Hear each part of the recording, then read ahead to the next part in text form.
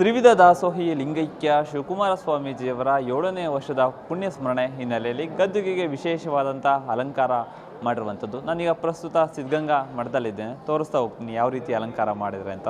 ನೋಡ್ತಾ ಹೋಗ್ಬೋದು, ಬೆಳಗ್ಗೆಯಿಂದಲೂ ಕೂಡ ವಿಶೇಷ ಪೂಜೆ ಗದ್ದುಗೆಯಲ್ಲಿ ನಡೀತಾ ಇರುವಂಥದ್ದು ನೋಡ್ತಾ ಇರ್ಬೋದು. ಸಾಕಷ್ಟು ಭಕ್ತರು ಬೆಳಗ್ಗೆಯಿಂದಲೂ ಕೂಡ ಬಂದು ಗದ್ದುಗೆಯ ದರ್ಶನ ಪಡಿತಾ ಇದ್ದಾರೆ ಅಂತಲೇ ಹೇಳ್ಬೋದು.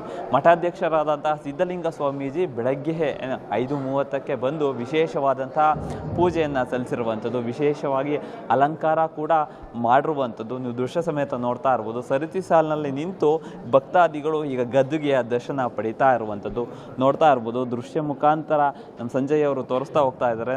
ನೋಡ್ತಾ ಇರ್ಬೋದು ಎಷ್ಟು ಮಟ್ಟಿಗೆ ಅಲಂಕಾರ ಮಾಡಿದ್ದಾರೆ ಅಂತ ನೋಡ್ತಾ ಇರ್ಬೋದು. ವಿವಿಧ ಹಣ್ಣುಗಳನ್ನು ಬಳಸಿ ಈಗ ಗದ್ದುಗೆಗೆ ವಿಶೇಷವಾದಂತಹ ಅಲಂಕಾರವನ್ನು ಮಾಡಿರುವಂಥದ್ದು.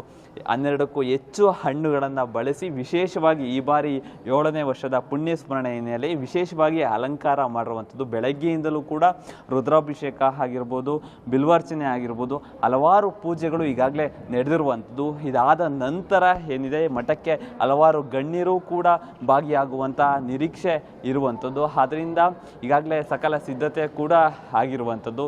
ಒಟ್ಟಾರೆ ಹೇಳಬೇಕು ಅಂದರೆ ಗದ್ದುಗೆಗೆ ಈ ಬಾರಿ ವಿಶೇಷವಾದಂತಹ ಅಲಂಕಾರವನ್ನು ಮಾಡಿರುವಂಥದ್ದು. ಕ್ಯಾಮ್ರಾ ಪರ್ಸನ್ ಸಂಜಯ್ ಜೊತೆ ದೀಪಕ್, ಪ್ರಜಾಶಕ್ತಿ ಟಿವಿ, ತುಮಕೂರು.